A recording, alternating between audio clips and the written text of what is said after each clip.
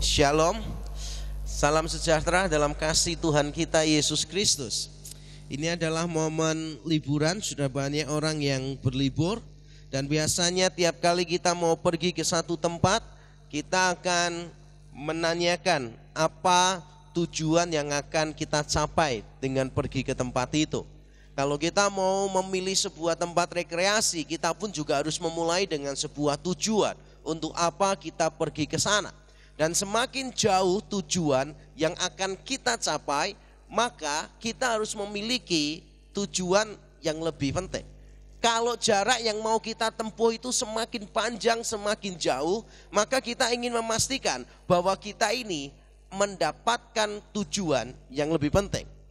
Saya misalnya pernah mendengar ada orang berkata begini, saya ini berapa kali pergi ke Singapura hanya untuk sarapan pagi saja. Langsung siangnya kembali gitu. Wah, saya pikir mesti duitnya ini tinggal nyetak di mesin fotokopi kan begitu. Ada orang yang pergi ke Singapura hanya untuk sarapan saja begitu kan. Wah, betapa nikmatnya hidup kita ya. Kalau kita sarapan, kemudian di Singapura, makan siangnya kita ke Jepang begitu kan. Malamnya udah sampai di Australia dan kemudian kita besok pagi-pagi sudah balik lagi dan menjadi petani di Magetan. Nah, rasanya tidak cocok rutenya. Nah, tapi kalau kita misalnya pergi jaraknya semakin jauh, maka kita itu ingin memastikan bahwa tujuan kita semakin penting. Kalau kita jaraknya cuma pendek untuk tujuan yang tidak penting, maka mungkin itu tidak masalah bagi kita. Tapi kalau kita menempuh jarak yang jauh, kita benar-benar ingin punya tujuan yang sangat penting. Nah, hari ini kita bicara tentang perjalanan yang maha jauh. Perjalanan yang luar biasa yang ditempuh oleh Tuhan kita Yesus Kristus. Allah menjadi manusia dari surga menuju dunia. Pada saat dia melakukan itu, dia juga memiliki beberapa tujuan. Tujuannya semuanya bisa disatukan dalam satu payung yang besar, tetapi kita hanya akan melihat salah satunya saja. Kalau kita membaca Alkitab, maka kita akan menemukan Yesus kadangkala berkata begini, aku datang bukan untuk membatalkan hukum Taurat, tetapi untuk menggenapinya. Berarti salah satu makna Natal bisa jadi adalah Natal menggenapi hukum Taurat. Atau Yesus juga di tempat lain pernah mengatakan, aku datang untuk menghakimi. Aku datang untuk mencari dan menyelamatkan yang hilang. Aku datang untuk ini, untuk itu, dan begitu banyak alasan Yesus datang ke dalam dunia. Hari ini kita akan melihat salah satu saja, dan saya yakin tujuan ini sudah sangat terkenal, sangat populer di telinga kita. Yaitu Yesus datang supaya kita memiliki hidup dan memilikinya di dalam kelimpahan. Yaitu ada di dalam Yohanes 10 ayat 10. Dan mari kita membaca saudara di dalam Yohanes 10 ayat yang ke-10. Firman Tuhan hari ini saya beri judul kehilangannya adalah kelimpahan kita. Kehilangannya adalah kelimpahan kita. Dia kehilangan nyawanya bagi kita supaya kita memiliki hidup yang berkelimpahan. Kalau sudah menemukan, mari kita membaca di dalam Yohanes 10 ayat yang ke-10. Kalau sudah menemukan, mari kita membaca bersama-sama dengan bersuara. Beginilah bunyi firman Tuhan dari Injil Yohanes pasal 10 ayat 10. 1, 2, 3. Pencuri datang hanya untuk mencuri dan membunuh dan membinasakan. Aku datang supaya mereka mempunyai hidup dan mempunyainya dalam segala kelimpahan. Yang keras saudara. Pencuri datang hanya untuk mencuri dan membunuh dan membinasakan. Aku datang supaya mereka mempunyai hidup dan mempunyainya dalam segala kelimpahan. Wah, tidak ada yang bilang amin. Biasanya kalau saya baca ini di gereja-gereja lain selalu amin dan tepuk tangan, saudara. Tampaknya di sini sudah banyak yang hidup di dalam kelimpahan, makanya tidak perlu mengaminkan. Nah, saudara, ayat ini adalah ayat yang terkenal sekali. Yesus datang untuk memberikan hidup dan hidup di dalam kelimpahan. Dalam khotbah saya akan membagi jadi dua bagian. Pertama, saya akan menerangkan bahwa ayat ini tidak berbicara tentang kelimpahan secara materi. Bagian pertama saya ingin benar-benar mengajarkan kepada saudara, ayat ini tidak tidak berbicara tentang kelimpahan secara materi. Lalu bagian yang kedua, saya akan menjelaskan kalau begitu apa makna hidup yang berkelimpahan di dalam ayat ini. Dan mari kita langsung mulai dengan bagian yang pertama, bahwa ayat ini tidak berbicara tentang kelimpahan secara materi. Mengapa ini penting untuk kita bahas? Karena sebagian orang Kristen begitu membaca ayat ini, pikiran mereka hidup berkelimpahan, itu berarti hidup makmur, kaya, sukses, sehat, semua hidup yang nyaman yang diinginkan oleh dunia, itulah yang mereka klaim ada di tempat ini. Yesus menjanjikan hidup berkelimpahan secara materi, kaya raya, makmur, sukses, gelarnya tinggi, popularitasnya naik, dan seterusnya. Saya ingin saudara secara lebih serius meneliti teksnya. Kalau saudara mempertimbangkan banyak hal, maka saudara dengan mudah akan mengatakan itu tafsiran yang keliru. Walaupun saya berharap itu tafsiran yang benar. Harapan kita itu adalah tafsiran yang benar, yaitu Yesus benar-benar memberikan kekayaan, kemakmuran, kesuksesan kepada kita. Tapi sayangnya firman Tuhan tidak bicara begitu. Nah, saya akan memberikan beberapa alasan yang membuat saya yakin ini tidak boleh ditafsirkan secara material.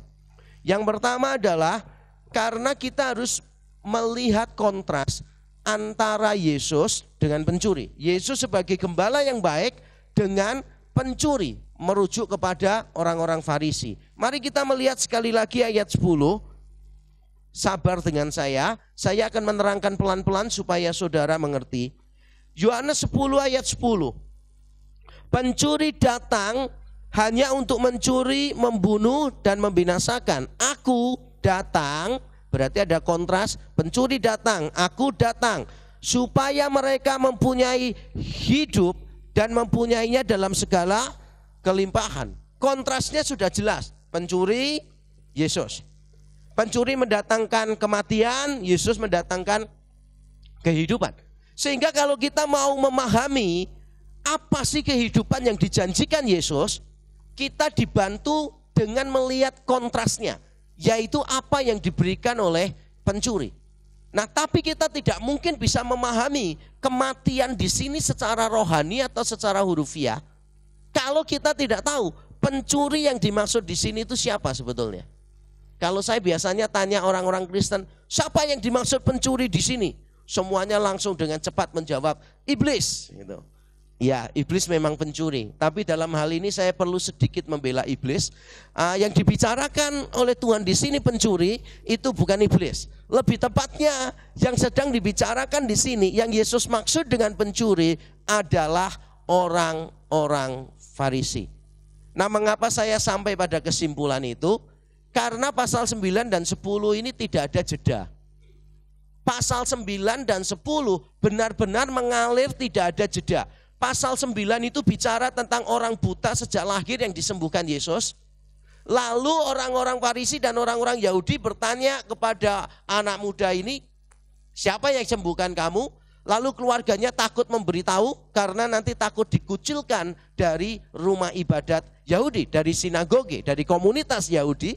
Lalu orang buta ini di akhir pasal 9, perhatikan, di akhir pasal 9, orang buta ini berjumpa dengan Yesus dan percaya kepada Yesus. Dengan kata lain, orang buta yang sudah disembuhkan ini lebih mendengarkan suara Yesus daripada mendengarkan orang-orang Farisi. Dan itulah gambaran perbedaan antara gembala yang baik dengan pencuri. Coba kita lihat pasal 10 ayat 1. Pasal 10 ayat 1. Aku berkata kepadamu, sesungguhnya siapa yang masuk ke dalam kandang domba dengan tidak melalui pintu, tetapi dengan memanjat tembok, ia adalah seorang pencuri dan seorang perampok. Tetapi siapa yang masuk melalui pintu, ia adalah gembala domba. Ayat yang kelima, tetapi seorang asing pasti tidak mereka ikuti. Domba-domba tidak mau mengikuti pencuri yang masuk tidak melalui pintu, malah mereka lari daripadanya karena suara orang-orang asing tidak mereka kenal. Jadi baru saja ada contoh konkret bagaimana seorang domba tidak mau mendengarkan suara orang Farisi. Tapi domba ini, yaitu orang buta yang disembuhkan, mau mendengarkan suara Yesus. Apakah kebetulan kalau lalu tepat setelah itu Yesus memberikan sebuah perumpamaan. Kalau orang datang tidak melalui pintu, dia pencuri. Dan kalau dia pencuri, orang tidak mau mengikut dia. Domba tidak mau mendengar suara pencuri, tapi domba mau mendengar suara gembalanya. Kalau kita membaca konteksnya, maka kita akan tahu Yesus bicara tentang orang-orang Farisi yang di dalam perumpamaan ini disebut pencuri. Nah, kalau memang benar kontrasnya itu antara orang-orang Farisi dengan Yesus, orang Farisi memberikan kematian, kebinasaan. Pencuri datang untuk membunuh, mencuri, membinasakan. Sekarang pertanyaan saya begini. Orang-orang Farisi ketika disebutkan sebagai pencuri di sini, tugasnya adalah mencuri, membunuh, membinasakan. Apakah ini dilakukan secara hurufiah, secara material atau secara rohani? Apakah orang-orang Farisi benar-benar tugasnya itu adalah mencuri harta milik orang lain? Apakah orang-orang Farisi itu datang untuk membunuh orang lain? Tidak. Ini semua bicara secara spiritual. Karena orang-orang Farisi itu mencuri, membunuh, dan membinasakan secara spiritual, maka saya yakin kontras dengan Yesus. Ketika Yesus datang memberikan hidup dan hidup itu berkelimpahan, tidak boleh ditafsirkan secara material. Kalau satu spiritual, yang satu juga harus spiritual. Tidak konsisten kalau satunya ditafsirkan secara spiritual, yang satu secara material. Kita harus konsisten dengan ajaran Alkitab. Yesus di sini sedang membandingkan antara orang Farisi dengan dia. Orang Farisi datang untuk mencuri, membunuh, membinasakan. Yesus datang untuk memberikan hidup yang berkelimpahan. Kalau memang yang dilakukan orang-orang Farisi adalah secara spiritual, maka yang dilakukan Yesus pun juga secara spiritual. Itu alasan pertama mengapa saya tidak mengizinkan ayat ini ditafsirkan secara material. Alasan saya yang kedua, ini lebih gampang dari yang pertama tadi. Karena Yesus Kristus sendiri sudah memberi penjelasan di ayat-ayat selanjutnya, hidup seperti apa yang dia maksud. Mari kita lihat saudara ayat 27 dan 28. Ini masih bicara tentang domba dan gembala. Yohanes 10 ayat 27 dan 28. Domba-dombaku mendengarkan suaraku, dan aku mengenal mereka, dan mereka mengikut aku. Ayat 28 baca sama-sama. Dan aku memberikan hidup yang kekal kepada mereka, dan mereka pasti tidak akan binasa sampai selama-lamanya, dan seorang pun tidak akan merebut mereka dari tanganku. Jadi hidup yang diberikan Yesus kepada domba-domba yang mendengarkan dia adalah hidup yang kekal. Lalu ditambah, tidak dapat binasa. Seandainya kelimpahan yang dimaksud di sana adalah secara material, bukankah semua kekayaan kita tidak kekal? Bukankah semua kejayaan kita, kesuksesan kita, popularitas kita, bukankah itu dapat binasa? Berarti semua yang dapat binasa bukan yang sedang dimaksud oleh Tuhan Yesus di pasal 10 ini. Ayatnya sudah jelas. Hidup berkelimpahan yang dijanjikan Tuhan Yesus adalah hidup yang kekal, yang tidak dapat binasa, yang tidak dapat diambil oleh siapapun. Ini hidup yang Tuhan janji, tidak mungkin secara material. Alasan yang ketiga, mengapa saya tidak mengizinkan Yohanes 10 ayat 10 ditafsirkan secara material? Karena kata hidup di dalam Injil Yohanes, kata zoe, itu gampangnya gitu, zoe, karena hidup itu bisa bios, bisa bahasa Yunaninya. Ini yang dipakai adalah kata zoe, dan saya mencoba untuk mencari kata zoe muncul berapa kali di dalam Injil Yohanes. Dalam hal ini saudara harus benar-benar percaya kepada saya selain kepada Tuhan. Dan saya sudah mempercayakan diri kepada software juga.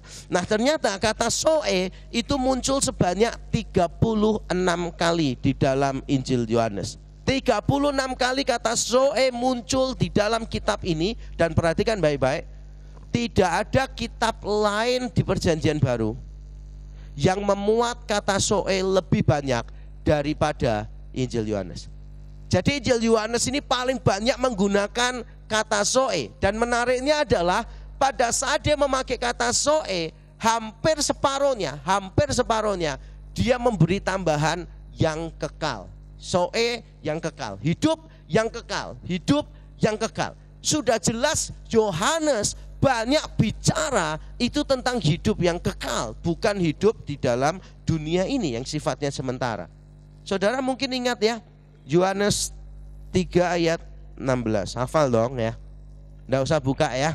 Yohanes 3:16 hafal nggak? Mau dites? Orang Kristen itu harus hafal minimal 1 ayat, yaitu Yohanes 3 ayat 16. Itu ada orang mencuri ke rumahnya orang Kristen gitu. Pada waktu tuan rumahnya memergoki yang dia lakukan, tuan rumahnya sudah mau teriak. Orangnya langsung bilang begini, jangan, saya juga orang Kristen.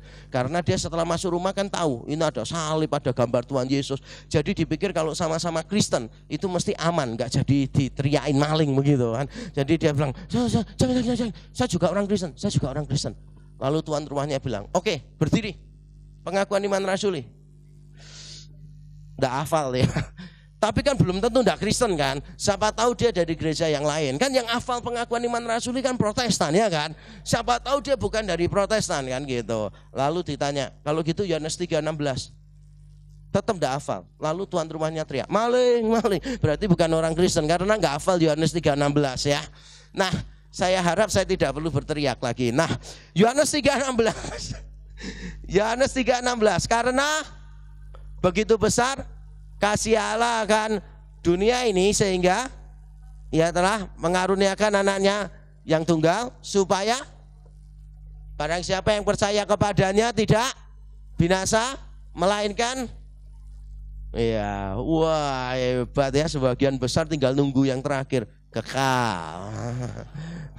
Pertamanya tok kenceng saudara, karena terus nunggu kekal gitu kan. Memang Tuhan itu cuma melihat awal dan akhir kok ya. Yesus saja kan disebut Alfa dan Omega, enggak ada toh Alfa, tengah, Omega enggak ada. Memang cuma yang diperlukan awal dan akhir ya. Oke, di dalam Yohanes 3:16 sudah jelas. Karena begitu besar kasih Allah akan dunia ini sehingga ia telah mengaruniakan anaknya yang tunggal supaya barang siapa yang percaya kepadanya tidak binasa melainkan beroleh hidup yang kekal. Sudah jelas ini hidupnya kekal. Berarti bukan secara material. Bahkan kalau saudara membaca pasal 20 ayat 30 dan 31, itu adalah tujuan mengapa kitab ini ditulis. Di sana dikatakan masih banyak hal lain lagi yang dilakukan dan diajarkan Yesus yang tidak dimuat di dalam kitab ini. Tapi semuanya ini dicatat supaya kamu percaya bahwa Yesus adalah anak Allah dan dengan imanmu engkau memperoleh hidup. Berarti hidupnya ini tidak mungkin secara material tetapi secara spiritual. Kalau saudara bingung dengan 3 poin tadi, karena biasanya kalau kita bicara dengan orang-orang yang sudah kesengsem dengan ayat ini, sudah jatuh cinta dengan ayat ini dan ditafsirkannya secara material, biasanya saya sudah pernah coba kok. Saya sudah menerangkan ke orang lain yang meyakini ini secara material. Walaupun saya bicara tentang Yunani, tetap mereka tidak peduli. Saya bicara tentang konteks juga mereka tidak peduli. Maka saya menempuh jalur lain. Saya biasanya memakai pendekatan yang sedikit sederhana tapi lebih mematikan. Yaitu saya berkata begini. Kalau Yesus berjanji di sini dipahaminya secara material, maka Yesus telah tidak setia kepada janjinya. Dia tidak setia kepada jutaan orang Kristen yang imannya luar biasa tetapi hidupnya tidak berkelimpahan selama ada di dunia. Kalau memang ayat ini harus ditafsirkan secara material, maka Yesus telah tidak setia terhadap para misionaris yang di negaranya kaya raya, tapi mereka tinggalkan semua kekayaan dan kenyamanan. Mereka pergi ke daerah-daerah pedalaman. Mereka pergi ke tempat-tempat yang tidak ada kenyamanan duniawi sama sekali di sana. Dan mereka menghabiskan hidupnya sampai mati di tempat itu tanpa kelimpahan sama sekali. Berarti Yesus telah tidak setia kepada orang-orang itu. Tapi saya percaya Yesus kita adalah Tuhan yang setia kepada janjinya. Amin. Janji ini berlaku untuk semua orang. Tapi bagaimana ayat ini bisa berlaku untuk semua orang? Kalau kita menafsirkannya secara spiritual, bukan secara material. Sekarang saya akan masuk bagian kedua dari khotbah saya. Kalau memang ini tidak boleh ditafsirkan secara material, tetapi harus secara spiritual, apa artinya di sini? Mari saya ajak saudara membaca ulang sekali lagi dengan pelan-pelan kita menikmati ayat ini, saudara. Yohanes 10 ayat 10 saya baca ulang untuk saudara. Saya coba terjemahkan sesuai bahasa Yunani yang ada. Yohanes 10 ayat 10b. Aku datang. Akunya itu muncul 2 kali kalau dalam teks Yunani. Aku datang supaya mereka mempunyai hidup dan supaya mereka memiliki secara limpah. Aku datang supaya mereka mempunyai hidup dan mempunyai secara limpah. Kata aku muncul 2 kali itu sebagai penegasan. Aku bukan pencuri itu. Aku yang memberikan hidup, bukan pencuri itu. Tapi Yesus menariknya di sini. Dia bukan cuma mengatakan, aku datang supaya mereka mempunyai hidup, titik. Bukan. Tapi dia memberi tambahan. Aku datang untuk memberikan hidup, dan hidup itu berkelimpahan. Ada tambahannya, berkelimpahan. Kata berkelimpahan muncul beberapa kali dalam perjanjian baru. Artinya itu ukuran yang besar, atau jumlah yang sangat banyak sekali. Sesuatu yang extraordinary in term of size or in term of kinds, amounts. Jadi ini bicara tentang sesuatu yang sangat besar sekali, yang luar biasa besar. Allah bukan cuma menjanjikan kehidupan, tetapi dia juga menjanjikan kehidupan yang melimpah. Dan kalau saudara mau memahami ini, mengapa Yesus perlu menambahkan secara limpah, saudara harus membandingkannya dengan 2 sisi, dari 2 segi. Yaitu saudara harus melihatnya dari perbandingan dengan pencuri. Kalau saudara melihat perbandingan dengan pencuri, pencuri itu datang untuk apa? Mencuri, membunuh, membinasakan. Benar ya? Mencuri, membunuh, membinasakan. Seharusnya Yesus datang untuk apa? Kalau kontrasnya dengan pencuri, tugasnya pencuri itu membunuh, mencuri, membunuh, membinasakan. Berarti tugasnya Yesus apa? Seandainya dikontraskan seharusnya Yesus datang untuk melindungi, benar ya? Yesus datang untuk melindungi, atau Yesus datang untuk memberikan kebalikannya. Kalau pencuri itu memberikan kematian, maka Yesus memberikan kehidupan. Tapi kenyataannya bukan itu yang dilakukan Yesus. Pencuri itu datang memberikan kematian. Yesus datang bukan cuma memberi kehidupan. Itu yang menarik menurut saya. Seharusnya Yesus datang itu hanya memberi kehidupan, atau dia datang melindungi kita dari kematian. Tapi di sini dikatakan dengan jelas Yesus datang supaya kita memiliki hidup dan memilikinya secara limpah. Jadi bukan cuma kita punya kehidupan dalam arti selamat dari kematian, tetapi juga kita memilikinya secara limpah. John Piper di dalam salah satu khotbahnya dia berkata begini, tidak cukup bagi Allah hanya untuk memberikan perlindungan dari api hukuman, tetapi dia ingin memberikan kenikmatan di dalam hadiratnya. Allah itu datang ke dalam dunia memberikan kehidupan kepada kita. Itu tujuannya bukan sekadar supaya engkau tidak masuk neraka. Tujuan Allah datang ke dalam dunia itu bukan supaya engkau punya kehidupan kekal. Bukan cuma itu. Kalau Allah cuma datang menjaga kita dari neraka, maka tujuan dia terlalu rendah. Jauh-jauh Allah jadi manusia, dari surga dia ke dunia hanya untuk menjaga kita dari api neraka, itu terlalu rendah. Itu terlalu menghina karya Kristus bagi kita.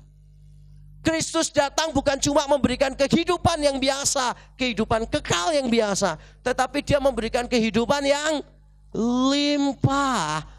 Dan itulah yang dijelaskan di dalam metafora gembala dan domba. Coba saudara lihat ayat 9.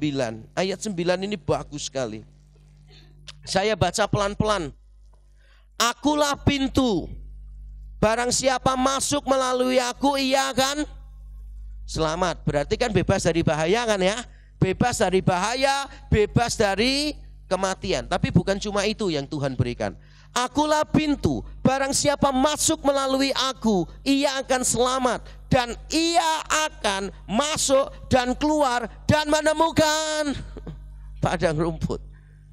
Jadi domba-domba itu masuk ke kandang, pintunya adalah gembala. Karena zaman dulu kalau gembala itu mengembalakan domba-domba, maka biasanya dia akan taruh beberapa batu yang tingginya cukup supaya domba-domba tidak bisa naik. Lalu dia kelilingi semua, ada beberapa tempat, ada beberapa pos, dia sengaja tidak taruh dinding, karena para gembala akan tidur di tempat itu. Supaya kalau ada pencuri, ada binatang buas, para gembala langsung bangun dan langsung melindungi domba-dombanya. Sehingga tidak mungkin ada domba bisa keluar masuk tanpa melalui gembala. Karena gembala bertindak sebagai pintu. Menariknya adalah Yesus ini sebagai pintu. Tapi tujuannya bukan supaya domba-dombanya masuk dan selamat. Kalau cuma supaya kita masuk ke kandang dan selamat, maka itu baru separuh cerita itu. Tambahannya adalah supaya kita bisa keluar masuk dan menemukan padang rumput. Jadi bukan cuma Yesus memberikan keamanan kepada kita. Bukan cuma Yesus memberikan perlindungan kepada kita, tetapi Yesus memberikan kenikmatan kepada kita. Amin. Bukan cuma keamanan dan perlindungan dari hukuman. Bukan, itu terlalu rendah. Saya dulu waktu pertama kali jadi orang Kristen, saya juga berpikir begitu. Yesus datang menyelamatkan saya itu dari api neraka. Sudah itu aja, saya sudah senangnya setengah mati. Tapi ternyata itu merendahkan karya Kristus. Dia datang bukan cuma kita memperoleh hidup, tetapi memperoleh hidup di dalam kelimpahan. Bukan cuma keamanan dan perlindungan, tetapi kenikmatan di dalam Dia, di dalam Kristus. Nah, saudara, sayangnya banyak orang Kristen ini malah tidak mau kenikmatan yang begini. Maunya kenikmatannya yang sementara. Tuhan sudah kasih yang lebih enak, manusia cari yang kurang enak. Saya masih ingat pada waktu saya mengambil S2 mata pelajaran filsafat. Nah, saudara tahu kalau mata pelajaran filsafat itu dari awal sampai akhir aneh. Sudah bahannya aneh gitu kan. Orang lain tidak mau mikir, di situ semua dipaksa mikir gitu kan. Nah, dosennya juga biasanya aneh, cara ngerjakan soalnya juga aneh, ujiannya juga aneh. Banyak cerita yang aneh-aneh tentang filsafat, walaupun saya penyuka filsafat juga. Mungkin saudara pernah dengar sebuah cerita di salah satu universitas terkenal di dunia. Itu ada ujian akhir semester, kelas filsafat. Soalnya gampang banget. Cari pertanyaan yang profesornya tidak bisa jawab.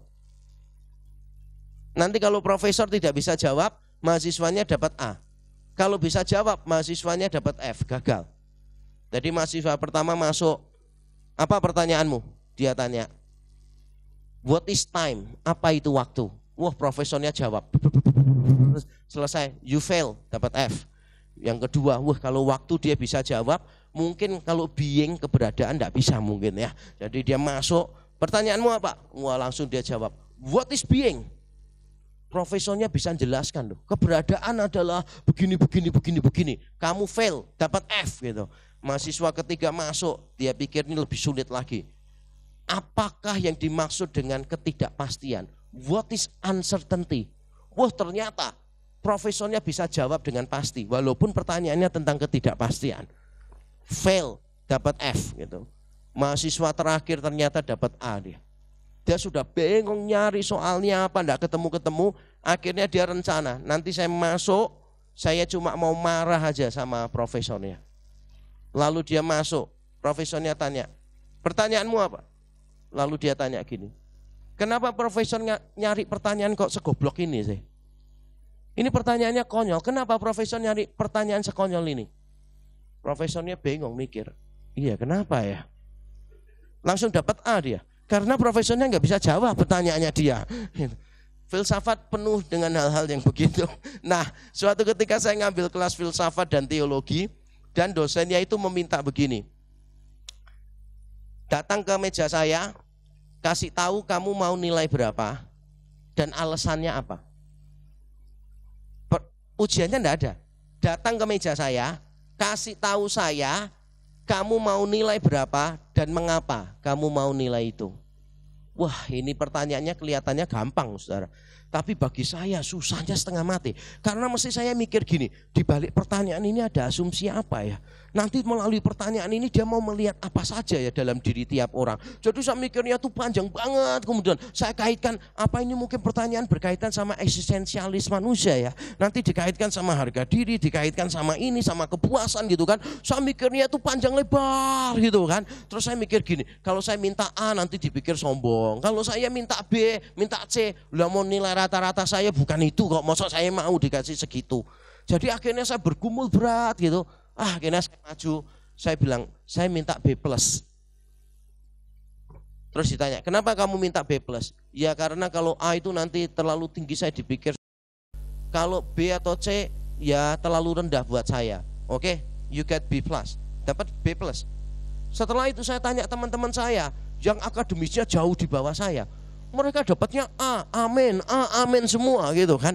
Saya kan merasa kayak dibodohin begitu loh, kok mereka bisa A sama amin ya, saya kok cuma B+ kan. Saya datang ke dosennya, saya beritahu kan gitu, ini rasanya kok kurang adil ya. Teman-teman saya itu kan lebih bodoh dari saya, kenapa dapatnya A sama amin, kenapa saya dapatnya B+. Dosennya jawab, you get what you want. Iya, I know. Tapi kenapa mereka itu kok bisa lebih tinggi nilainya daripada saya, padahal mereka kan lebih bodoh dari saya. Dosen saya jawab, memang biasanya mereka lebih bodoh dari kamu. Dalam hal ini kamu lebih bodoh dari mereka. Pertanyaannya sederhana, kenapa kamu bikin rumit? Pertanyaannya itu adalah kamu mau nilai berapa dan mengapa kamu mau nilai itu. Ya teman-temanmu datang ke saya bilangnya gini, Pak mau A, kenapa? Untuk ngatrol nilai saya yang lain Pak, nilai saya jelek semua soalnya C-min gitu, jadi dengan A nilai saya bisa terkatrol. Ya sudah ya saya kasih A, lah kamu gak mau ya sudah. Saya pikir ini kan mesti filsafat kan mesti rumit gitu loh saudara. Ini ternyata sederhana banget gitu kan. Nah akhirnya saya itu tidak mendapatkan apa yang seharusnya saya bisa dapatkan. Dan itulah manusia. Kadangkala Tuhan itu sudah menyediakan the best. Kita ini cuma minta yang the good. Tuhan sudah sediakan the best kok, yang paling baik. Tapi kita minta yang baik saja. Nah di dalam Yohanes 10 ayat 10 berlaku hal yang sama. Allah itu menjanjikan hidup yang berkelimpahan sebetulnya jauh lebih indah, jauh lebih baik daripada kelimpahan secara material. Tapi banyak orang yang tidak mau menerima itu. Sehingga kalau saya kembali lagi pada ayat kita, mengapa Yesus perlu menambahkan kata memilikinya secara limpah, harus dilihat dengan kontras terhadap pencuri. Pencuri datang membawa kematian. Yesus datang bukan hanya membawa kehidupan, tetapi membawa kehidupan kekal yang berkualitas. Yang kedua yang kita bisa lakukan untuk memahami ayat ini dengan lebih baik, mengapa Yesus perlu menambahkan secara limpah? Saudara perlu membandingkannya bukan cuma dengan kontrasnya, tapi saudara perlu membandingkannya dengan budaya Yahudi pada waktu itu. Karena di dalam agama Yudaisme pada waktu itu, hampir semua orang Yahudi percaya kehidupan kekal. Yang tidak percaya itu cuma golongan Saduki. Yang lain semua percaya. Kalau saudara membaca Matius 22, orang Saduki tidak percaya kebangkitan, tidak percaya life after death. Tetapi di luar golongan Saduki, hampir semua orang Yahudi mendambakan kehidupan kekal. Nah, kalau Yesus datang dan cuma berkata, aku datang supaya mereka memiliki hidup kekal, maka orang lain pasti bertanya, keistimewaannya apa? Kalau dalam istilah marketing, kalau Yesus cuma memberikan kehidupan kekal, maka Yesus tidak memberikan diferensiasi apapun terhadap produk yang akan dia tawarkan. Diferensiasinya apa? Wong semua orang juga bilang hidup kekal, semua orang hidup kekal. Bahkan di luar kita itu juga ada banyak orang yang mendambakan kehidupan kekal. Dan ada banyak ajaran yang menjanjikan kehidupan kekal. Sehingga pertanyaannya, apa beda kehidupan kekal yang ditawarkan oleh Yesus Kristus? Bedanya adalah kehidupan kekal yang ditawarkan Yesus Kristus melimpah. Melimpah dalam arti berkualitas. Bukan cuma kehidupan kekal, tapi kehidupan kekal yang berkualitas. Nah, ini membawa kita pada pertanyaan berikutnya, saudara. Berkualitas seperti apa? Apa yang membuat kehidupan kekal yang dijanjikan Yesus adalah kehidupan yang berkualitas, beda dengan pengharapan hidup kekal di tempat-tempat lain? Apa yang membuat berbeda? Dengar baik-baik, yang membuat berbeda ada dua. Saya ingin saudara mengulang sama-sama. Yang membuat kehidupan kekal di dalam Yesus begitu berbeda, yaitu berkualitas, berkelimpahan, ada dua, yaitu kekinian dan kepastian. Apa? Kekinian dan kepastian. Kekinian dan kepastian. Kalau saudara membaca Injil Yohanes secara teliti, maka saudara akan tahu bahwa kehidupan kekal yang dijanjikan Allah kepada kita itu bukan nanti. Kehidupan kekal yang Allah janjikan kepada kita sekarang sudah ada. Bukan nanti. Allah bicara tentang kehidupan yang sekarang. Dan saudara tahu kata memiliki hidup kekal, saya coba cari di Injil Yohanes. Wah, memiliki hidup kekal. Saya coba cari. Kata itu muncul berapa kali dan tenses apa yang dipakai pada waktu bicara tentang memiliki hidup kekal. Dan surprisingly, hampir semua kata memiliki hidup kekal itu munculnya kalau bukan bentuk lampau, bentuknya present tense, kekinian. Hanya sangat-sangat sedikit yang muncul dalam bentuk futuris. Dengan kata lain, kehidupan kekal kalau di dalam Yesus Kristus itu bukan sesuatu yang nanti kita akan nikmati, bukan. Tapi yang sekarang kita sudah nikmati di dalam Tuhan. Amin. Contoh yang paling jelas apa? Contoh yang paling jelas itu satu pasal setelah pasal 10. Pasal yang ke-11. Ada orang mati bernama Lazarus. 4 hari mati. Lalu Tuhan berkata kepada saudarinya yaitu Marta, saudaramu akan bangkit. Lalu Marta bilang begini, iya Tuhan, aku tahu dia akan bangkit. Tapi Marta tambahkan bangkitnya kapan? Nanti di akhir zaman. Nanti di akhir zaman. Yesus setuju enggak? Yesus enggak setuju. Yesus bilang enggak, dia akan bangkit sekarang juga bangkit. Lalu Yesus berkata, akulah kebangkitan dan hidup. Yohanes pasal 11 ayat 23, 24 dan 25. Itu beda dengan pengharapan-pengharapan yang lain. Pengharapan-pengharapan yang lain, hidup kekal itu nanti. Hidup kekal itu nanti. Kalau kita tidak, hidup kekal kita kini, bukan nanti. Ada kekinian di dalam kehidupan kekal kita. Itulah yang disebut hidup yang limpah di dalam Kristus itu. Hidup kekal yang berkualitas adalah hidup yang memiliki kekinian. Tapi bukan cuma kekinian, tapi juga memiliki kepastian. Dan mengapa kita bisa pasti dengan kehidupan kekal kita? Kita bisa pasti karena Yesus sendiri adalah kebangkitan dan hidup. Saya ingin saudara membaca pasal 10 ayat 18.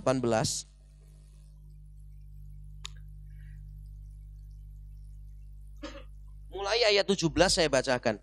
Bapa mengasihi aku oleh karena aku memberikan nyawaku untuk menerimanya kembali.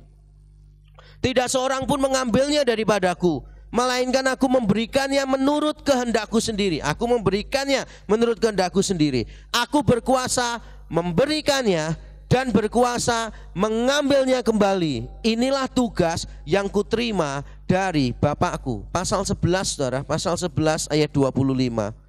Pasal 11 ayat 25 saya bacakan juga untuk saudara. Jawab Yesus. Saya baca dari ayat 24 supaya jelas. Kata Marta kepadanya, aku tahu bahwa ia akan bangkit pada waktu orang-orang bangkit pada akhir zaman. Jawab Yesus, akulah kebangkitan dan hidup. Barang siapa percaya kepadaku, ia akan hidup walaupun ia sudah mati. Mengapa Yesus bisa memberikan kepastian? Ya karena dia itu berkuasa atas kematian dan berkuasa atas kehidupan. Yesus mengatakan akulah kebangkitan dan hidup. Bukan cuma akulah hidup. Ketika dia mengatakan akulah kebangkitan, berarti dia mengasumsikan dia juga mati. Tapi mati tidak membatasi dia. Akulah kebangkitan berarti aku bisa mati, tapi aku juga bisa hidup kembali. Aku berkuasa memberikan nyawaku dan aku berkuasa untuk mengambilnya kembali. Saudara, kalau saudara melihat cerita-cerita percintaan, cerita-cerita heroik tentang seseorang yang mati bagi orang lain, saudara gampang menemukan ada orang yang menyerahkan nyawanya bagi orang lain, gampang sekali. Pahlawan mati bagi negara, gampang, ceritanya banyak. Kekasih mati bagi pasangannya, gampang. Tapi pernah nggak dengar cerita ada seorang mati bagi pasangannya, tapi setelah mati dia bisa hidup lagi? Nggak ada kan? Semua cuma bicara tentang aku mati untuk orang lain. Oh, dia mati untuk bangsanya. Orang itu mati untuk orang lain. Cuma begitu aja. Nah, kalau kamu cuma bisa menyerahkan nyawa dan engkau mati, maka engkau tidak berkuasa atas kematian. Engkau hanya tidak takut kematian. Saya ulang sekali lagi. Engkau hanya tidak takut dengan kematian, tetapi engkau belum mengalahkan kematian. Tetapi yang dilakukan Yesus, dia bukan cuma tidak takut dengan kematian, tetapi dia mengalahkan kematian.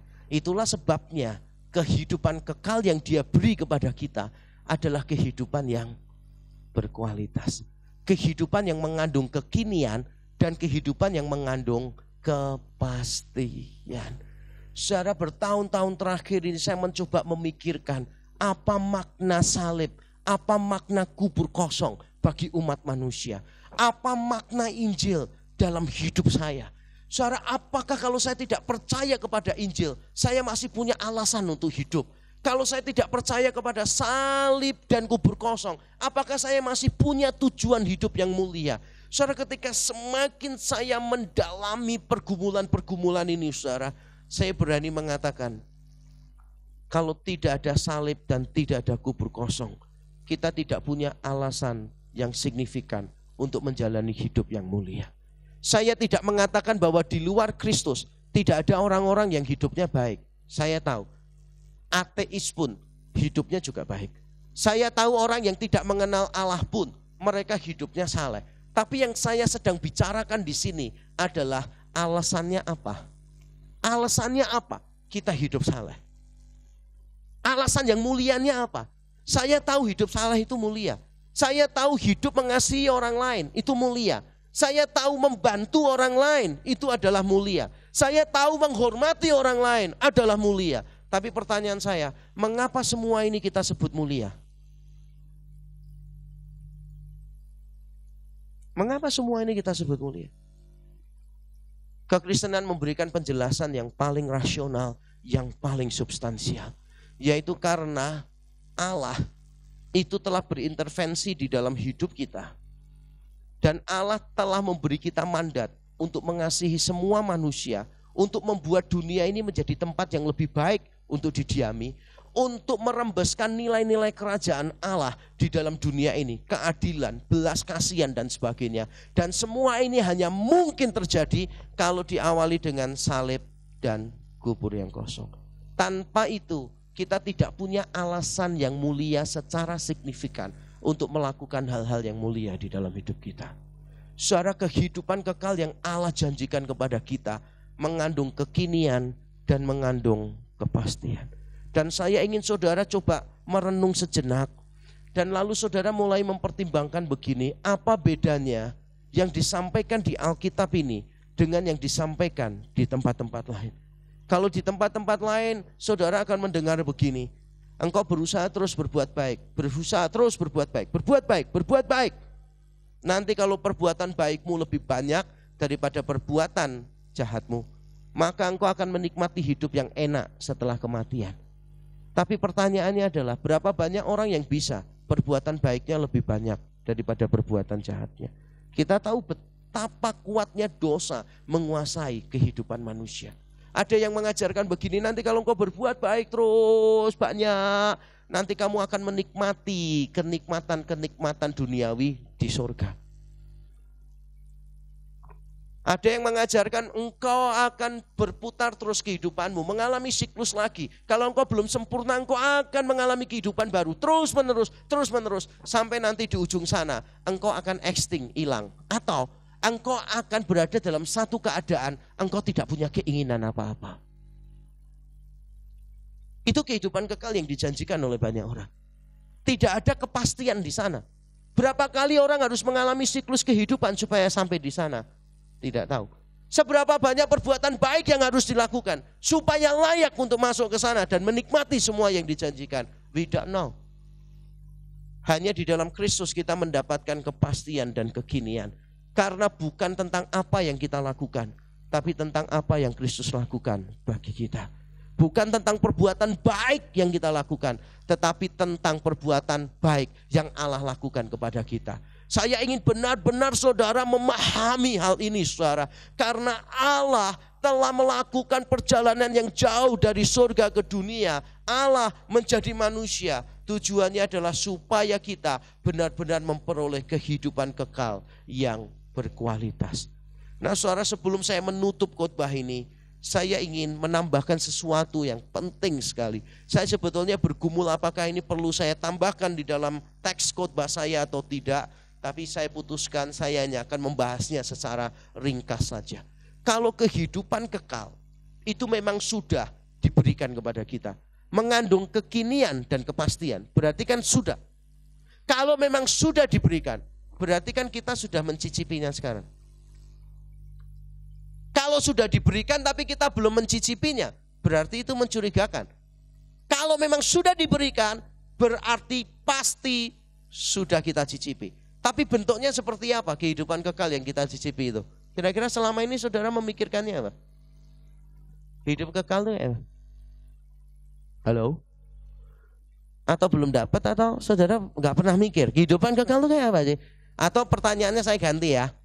Apa yang membuat surga itu begitu menarik bagi kita? Kenapa? Ada emas, berlian, permata, gratis, nggak usah bayar. Yang membuat surga begitu menarik apa bagi kita? Sukacita. Mengapa surga itu membuat kita bersukacita?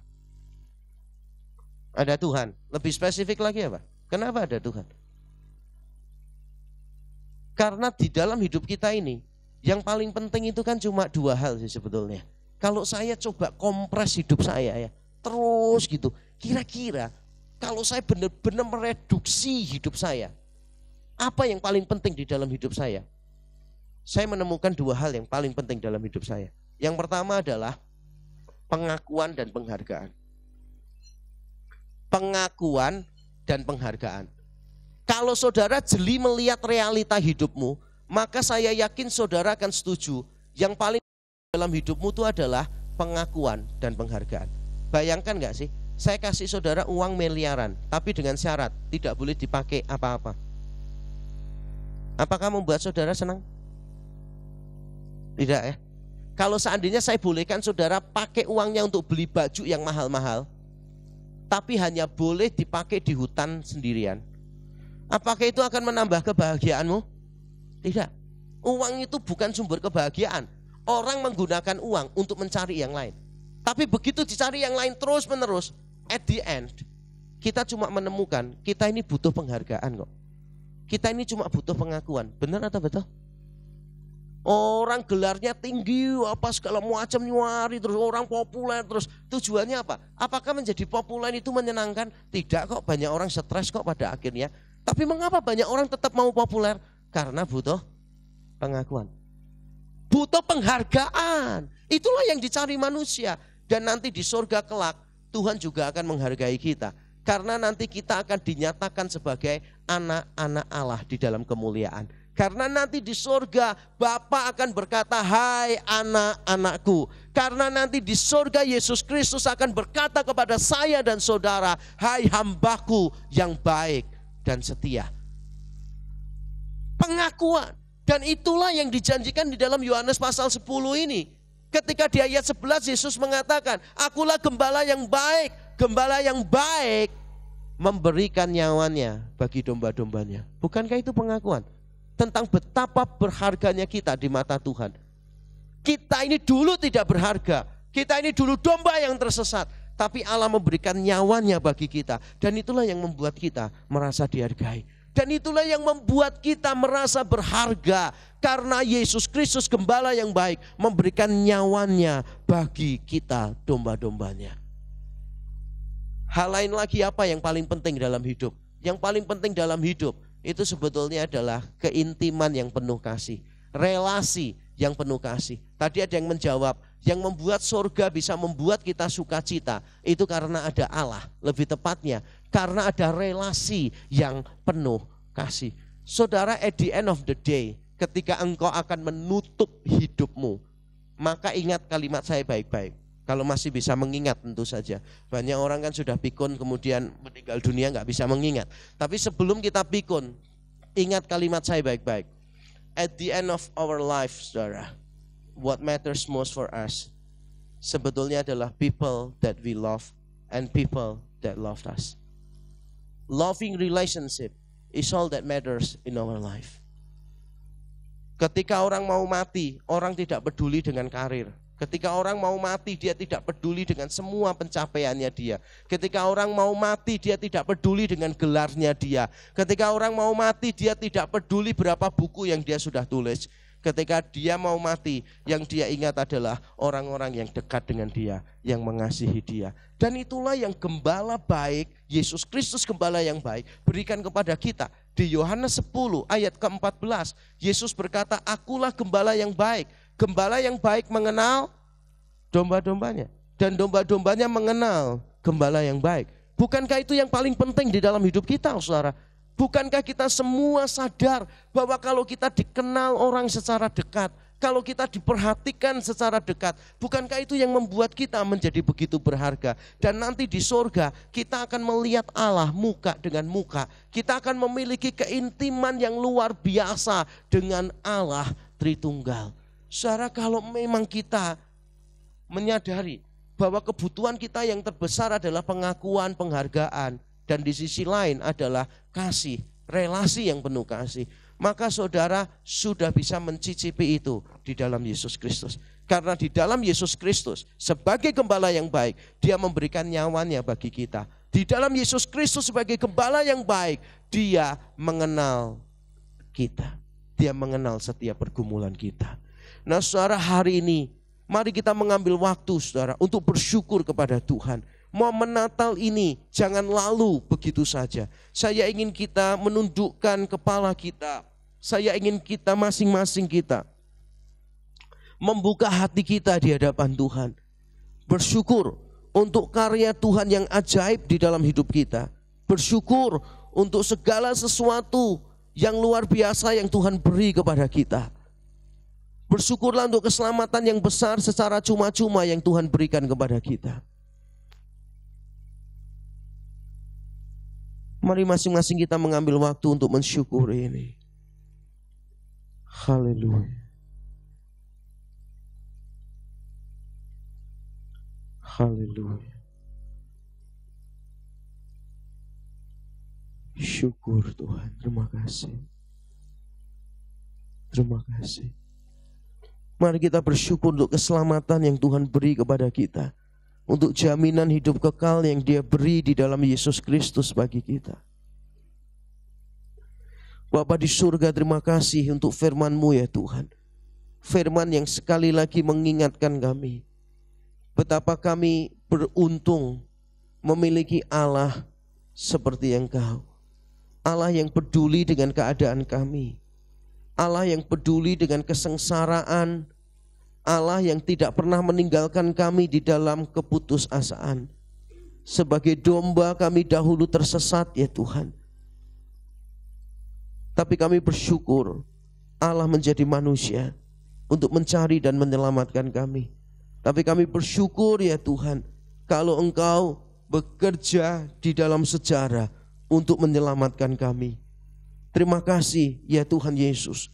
Terima kasih untuk karya-Mu yang ajaib bagi kami. Engkau datang bukan hanya menyelamatkan kami dari kebinasaan, dari hukuman neraka, tapi Engkau datang memberi kami kehidupan kekal. Dan bukan cuma kehidupan kekal, tapi kehidupan kekal yang begitu berkualitas di dalam Yesus Kristus. Ada kekinian, ada kepastian di dalam kehidupan itu. Dan kami bersyukur kami memiliki itu. Bukan karena usaha kami, tapi karena usaha Kristus. Bukan tentang seberapa baik kami, tapi seberapa baik Kristus. Bukan seberapa besar hal yang kami lakukan bagi Kristus, tapi seberapa besar yang Kristus lakukan bagi kami. Kami bersyukur untuk semuanya ini. Tuhan, kiranya Engkau terus bekerja di dalam hidup kami. Dalam Kristus Yesus Tuhan, kami berdoa dan kami bersyukur. Amin. Tuhan memberkati kita.